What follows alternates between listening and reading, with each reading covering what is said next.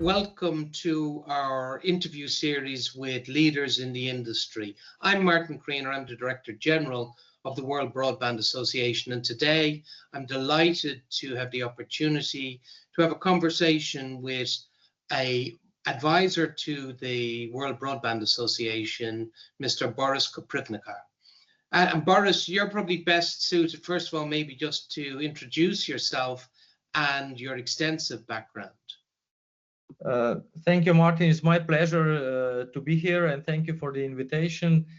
Well, my background is, let's say, a little bit interesting because I've been educating as a computer scientist, but the whole my career I've been working in the public sector as as a CEO and chairman of the association, and for 4 years even as a deputy prime minister and the minister responsible for the digitalization of the country. So my background goes between technology and politics and businesses, and in the last 5-6 years I'm working as a consultant, so I also discovering the other part of business development and gaining businesses and how to do it. So it's quite diverse, and I really enjoy to discover new things and find the new connections. Fabulous. I mean, it's an enviable breadth of interest and knowledge that you're able to bring to the party. We're delighted that you joined the WBBA Advisory Committee, and with your wealth of knowledge and this breadth of knowledge from politics to technology to business, what do you think are the most exciting opportunities ahead for the World Broadband Association? Well, we can continue from there. I think that the most valuable position of WBBA is that it really tries to connect together the industry leader, the innovative industry, but also regulators, politics, NGOs, academia. And because my strong belief is that connectivity is one of the key, not only industrial but societal grounds, that it's really important how the whole society is evolving is based on the connectivity issue. So the WBBA is bringing together all the players that can really make a change. It's not one or the other. The politics cannot do anything if business is not following. Business cannot do the investments if the politics is not making the good grounds. If academia is not supporting this with the evidence and the development issues, then still you don't have a complete solution. So the most exciting is this mix of different areas, of the knowledge areas in the world, if you want, and the areas of the technology that WBBA is bringing together. So I like to be part of the change, and I do believe that this organization has huge potential to make change. Yeah, I love your vision of the importance of connectivity as being as important as electricity or whatever. I was in a meeting last year where we were talking about development, and particularly in developing nations. It used to be, in order to grow the economy, you needed good water, you needed good roads, you need electricity. But now everybody adds connectivity to that list as well. And you can't grow an economy without good connectivity. With that vision in mind, what do you believe are the main challenges that we're going to face? You talked about it's not just about looking at the technology, it has to be about the politics as well. But how do we close that digital divide? And how do you get your mind around that? What are the key areas we need to focus on? One of the things that I like about the WBBA is talking about closing the digital divide, which is usually not the key focus of the industry or associations or companies as such. But in that case, closing the digital divide means that we are offering the equal opportunity to everyone to develop the industry, the knowledge, whatever we are working. And I do believe that key challenge, what we have to address is to understand that the evolving connectivity and bringing people on digital technologies to do business, to do education, to do, if you like, a social impact, to do whatever, is to understand that this is not only a technological question. And technology is relatively simple to solve because, be honest, today we already have more technology available that we are able to use it. But we have to add also the social aspect, the cultural aspect, the regulation aspect, which is very different in different parts of the areas. And I'm coming from Europe, which is famous about regulating everything and sometimes even choking everything. So the good balance between everything is a really important thing. And if you have a global view, if you have interdisciplinary view on those questions, what do I do believe that WBBA has, then you can come with the comprehensive, with the balanced solutions, and I'm really looking forward and enjoying to be part of these solutions. And then you have better healthcare, then you have better social care, then you have better e-government services. And this is the final benefit.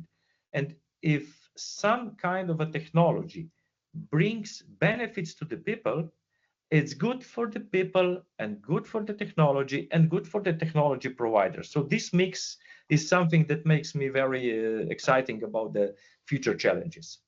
Yeah, and as you just point out there, I mean, the WBBA is not just about one specific community. It's focusing on, at one level, how do you make broadband and cloud and AI connectivity even better in the developed nations? But it's also about how do you bring the developing nations up to the same or a similar level?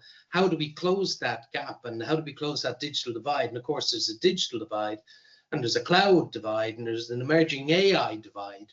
And all of those are, it becomes a pressure pushing down the developing nations. So the WBBA is as focused on the needs of the developing nations as it is on improving quality in the developed nations. One thing you talked about there, and you mentioned digital economy, but how do you see the digital economy evolving over the next few years? Because we're in obviously a huge time of change and period of change in almost everywhere in the world, but certainly in Europe and the US and Asia.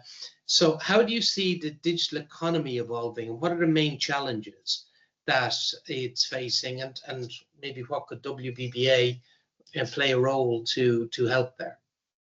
Well, first, I do believe that we don't have to discuss the digital economy is becoming the mainstream economy. So whatever you touch, it's becoming more and more digital, and digital economy as a narrow term is becoming the leading industry, the leading economy.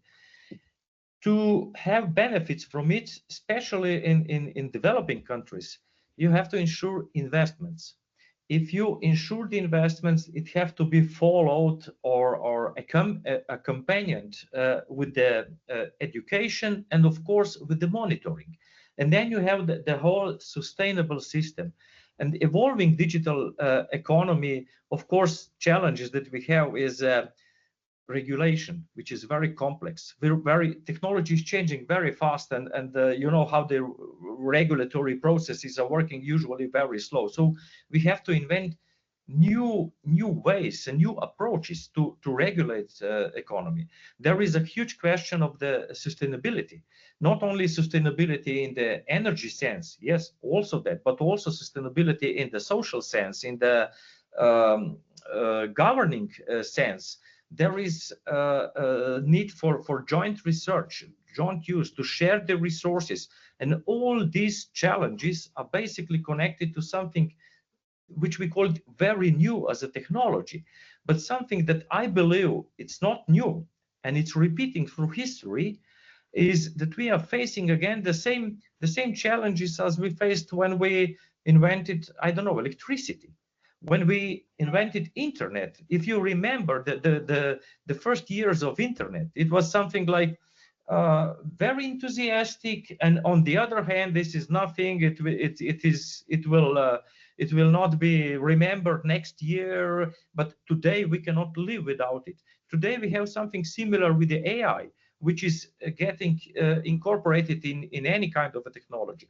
So that's why how we regulate it, how we understand it, and how we use it is very important, that this technology is used for the benefit of the people, also businesses, which are also people, and not abused for some specific marginal interests. So that's one of the key challenges. The technology maintains for the benefit of the majority of the people, and not to achieve some separate goals of some really little majority, or even to be used for control, war, or something like this. That's one of the main challenges. Technology is powerful, it's expensive, and it is important that it stays for the society beneficial, not only for a very small groups. Yeah, and I think your point about the digital economy is here. It's not something that is coming. Of course, we're living in that digital economy. And also your points about regulation. I think this is one of the challenges, particularly as our previous political figure in Europe, facing regulation, because of course we regulate very well in Europe, and we're leading in many respects in terms of our thinking on regulation. But regulation doesn't necessarily, it can't be the end in itself. It is one of the factors in how we operate an economy, not the goal of the economy. And I think that the challenges of regulating at the right time, at the right point, at the right level is a constant battle, particularly in Europe, but everywhere in the world. I think you're understanding a lot about the WBBA now over the last 6 months or so, as you've come on board as a member of our advisory committee. Could I ask, what are the things that you really like, and you've said some of them about the WBBA, and what are the additional things that you would like to see the WBBA progressing into over the next 6, 12, 24 months?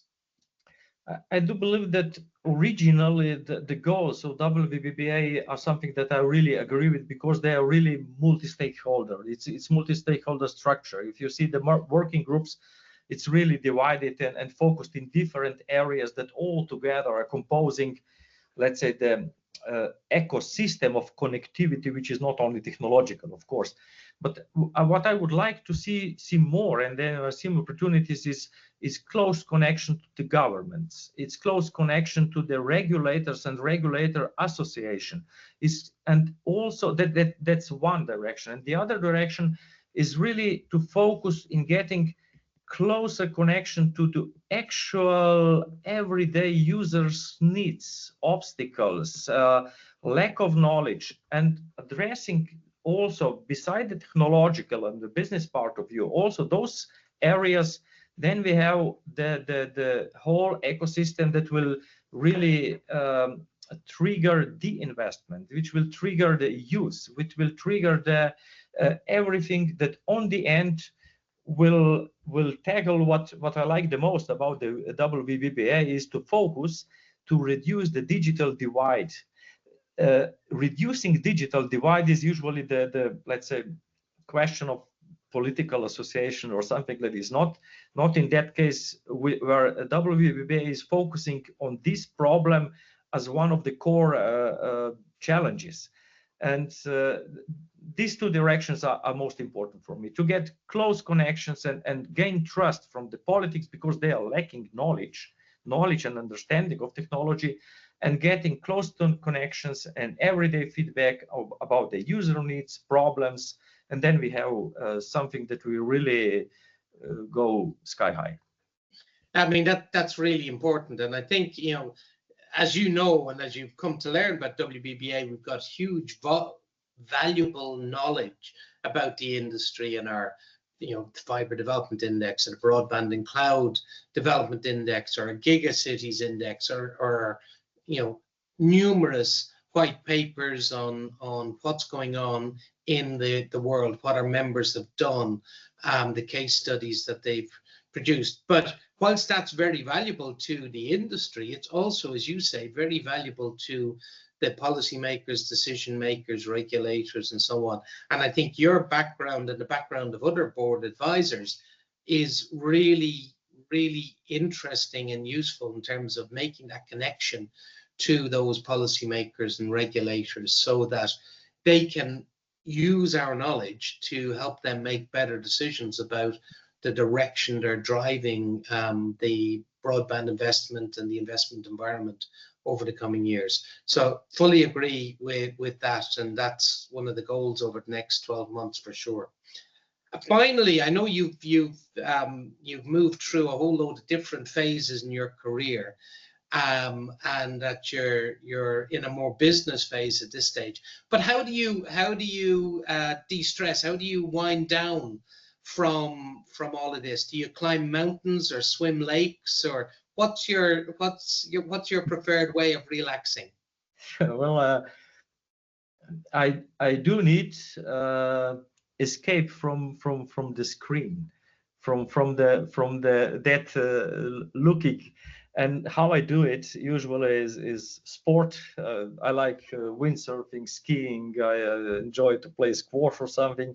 That's one of the areas that really enjoyed, especially during the weekends where this pressure is a little smaller. And one of my big hobbies, which is with me from the very, it's a long time with me from schooling time still, is woodworking. I like to work with wood, and when you work with that kind of engagements, like advising, like preparing policies and so on, what you have on the end is maybe paper, or not even that. You have a file. When you are dealing with the woodworking, on the end you have a product. You can touch it, you can look at, and this is how I let's say charge my batteries, and I like to do that. Fabulous. Well, Boris, really enjoyable conversation. We're delighted that, as I've said earlier, we're delighted that you've joined as a board advisor to the World Broadband Association. Really looking forward to the next 6, 12, 24 months as we continue to grow the influence of the WBBA and make some major impacts on the global broadband industry. Thank you very much, and we'll draw this to a close now. Thank you. Thank you for having me, and it's been my pleasure. Thank you.